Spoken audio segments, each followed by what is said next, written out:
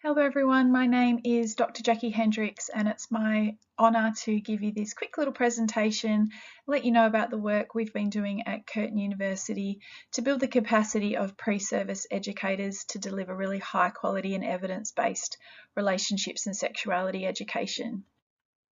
This is a bit of a background slide into me. So I have qualifications in health promotion and sexology, and I have a portfolio that includes both lecturing and research here at Curtin. I've been based at Curtin for 10 years, and my real passion is to support the sexual health and well-being of young people, and to particularly look at the support networks that can really help to achieve this. So making sure that we're building the capacity of both our health and education workforces as much as possible. A little bit of background into our institution. So we're a very large university and we've got many campuses around the world, but most of our students are located in Australia. And we are based on the west coast of the country. So our capital city in Perth is down in the southwest there. Most of our students do connect with us internally, so they do come onto our Perth-based campuses, but we do have an increasing number of students who are online learners as well. We probably have around 500 students who will graduate with an education degree each year, and that will be anything from a specialty in early childhood education through to primary or secondary. This is just a picture of our campus in Perth. So it's a very large, sprawling campus, and we teach lots of different things in addition to education. So quite a vibrant health faculty and science and engineering, business and law as well, plus a medical school. So I'm going to speak to you today about one of the specific courses that we offer, which is available for our education students, and it's called Relationships and Sexuality Education. And it comes with the code EDUC4012. It's an optional unit, so unfortunately not all of our students studying education will do this course, but it is available, and we do find up to 50 students will participate in this course each year. It's also available to students who are doing a health degree who might be interested in delivering community-based sexuality education. The unit or the course is called Relationships and Sexuality Education, and that's a very deliberate choice because that is the phrase or the terminology that's used quite a lot in Australia. It's the phrase that would be quite visible throughout our school curriculum, and it's the term that we use when we're talking about sexuality education. In Australia, we've chosen to put the word relationships at the forefront because it is very much about building those foundational skills in how to navigate and form respectful relationships with other people. So it is all about teaching the emotional, social and physical aspects of growing up, how to engage in relationships and everything related to sex, sexuality and sexual health. And it is closely aligned with WHO's International Technical Guidance for Sexuality Education, which means we don't just cover the knowledge aspects, we are really trying to develop positive attitudes and skills for young people. I do recognise you may have some different language or terminology used in your respective countries. Perhaps you refer to it as life education, family planning, or comprehensive sexuality education. But just so we're clear from the outset that basically we're all talking about the same thing. So before we developed the course, we actually undertook a range of formative evaluation tasks, really just to lay the groundwork for what was going to go into our program. We did a nice audit across the country and had a look at what all of the different universities might have been doing in this space, and we also looked a little bit internationally as well. Sadly, we discovered that it is not common for an institution to really prepare their educators at this pre-service phase.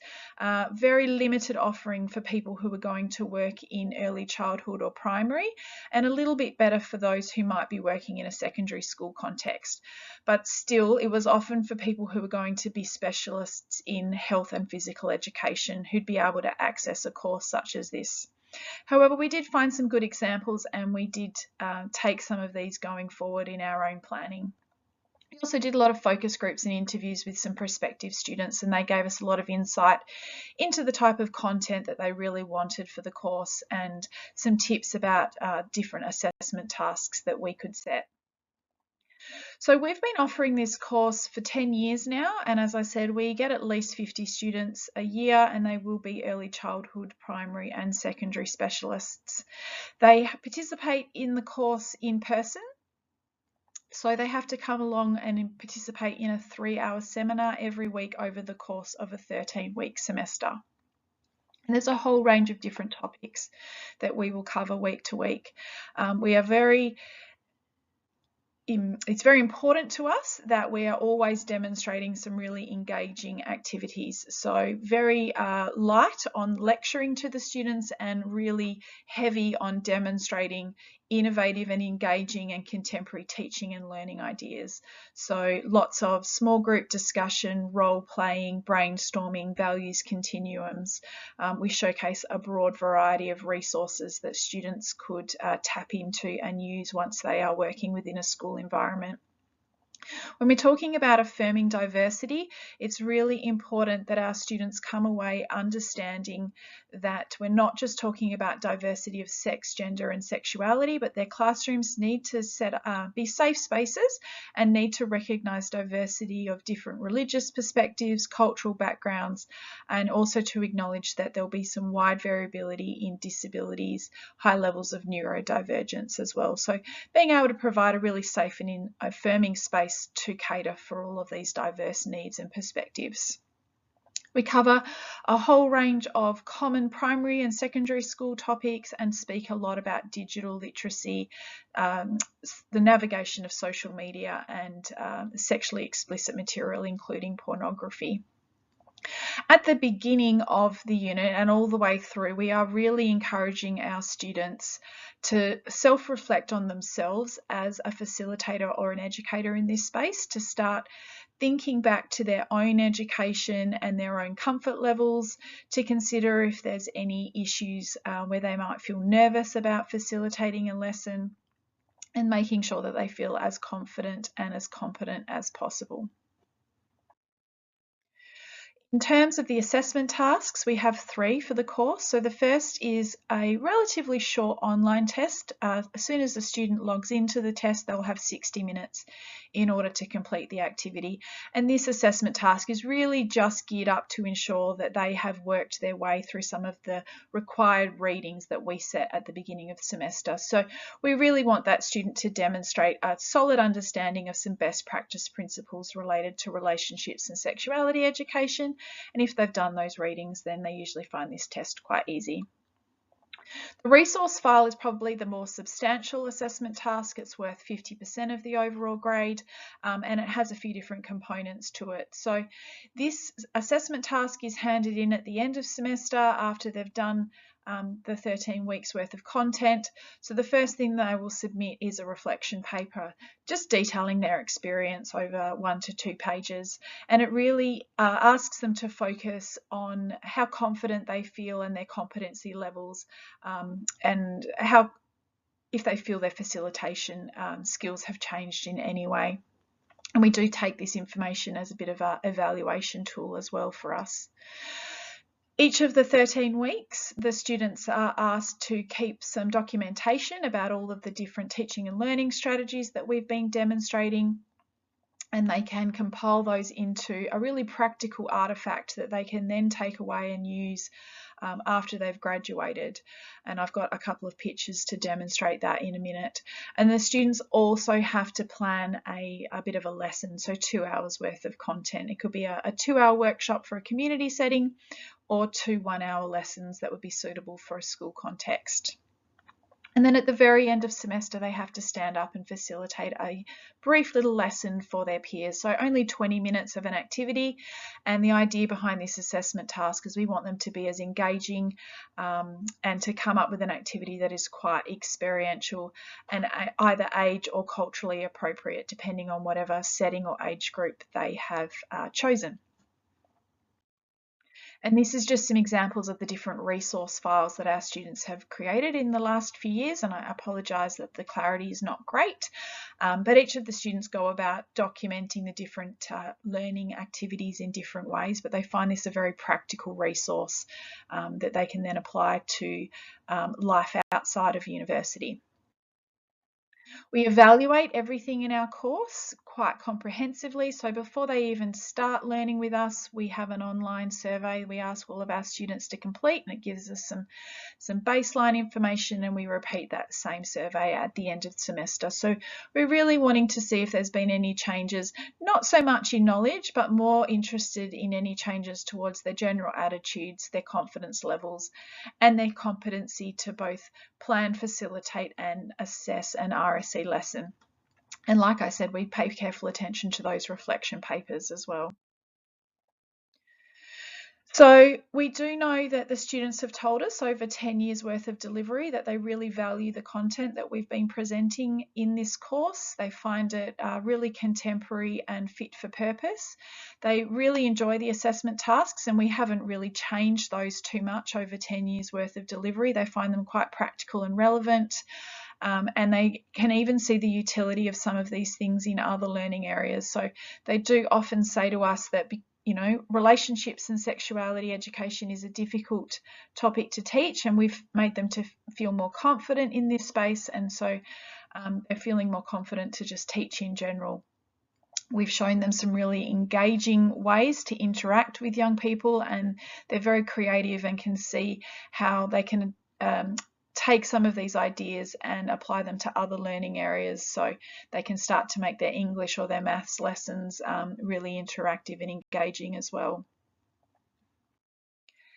Just to let you know about some of the challenges that we've faced on our journey. So unfortunately, there is no mandate or governing body which is directing universities to offer a course such as ours. Universities, particularly in Australia, are not well funded and are often under pressure to make cuts. So we do see a lot of degrees and courses being removed, and it's not common to see new courses being added. But thankfully we had a lot of support from our head of School of Education at the time. So while it did take us a little while to get the course off the ground, it has been very popular, and there's been no issue in retaining it since we got started. But there definitely was a bit of advocacy work to really to get it made available to students in the first instance. Sadly, it's not a mandatory course. It is a requirement for people who are studying a Bachelor of Education in secondary level, who are going to go on to specialise in health and physical education, but it remains an optional course for everybody else. And unfortunately, there are not many optional availabilities within our different degrees, so we are competing against other offerings, but we do manage to attract quite a number of early childhood and primary school specialists. Word definitely gets around amongst the student cohort that it's a very fun and engaging and practical unit. We have always delivered this unit internally because we know that that is the best practice model for education around relationships, sex and sexual health. However, in the last few years, we have started to create and provide an online offering. Curtin also has a range of what they call micro-credential courses. So these are courses available to the general public who are able to get a qualification from us if they're willing to pay the tuition fee. And we're currently working through moving a lot of this content about relationships and sexuality education onto that platform as well, so that we'll be able to reach more people internationally. And just some final thoughts from me. Sadly, we do know that at the pre-service level, it's really common for people to complete an entire degree without any training or support in the area of relationships and sexuality education. We feel very strongly that this is some core learning that every educator should be exposed to. It doesn't matter what your specialty learning area might be. We want every educator out there to have a basic understanding of issues related to relationships and sexuality.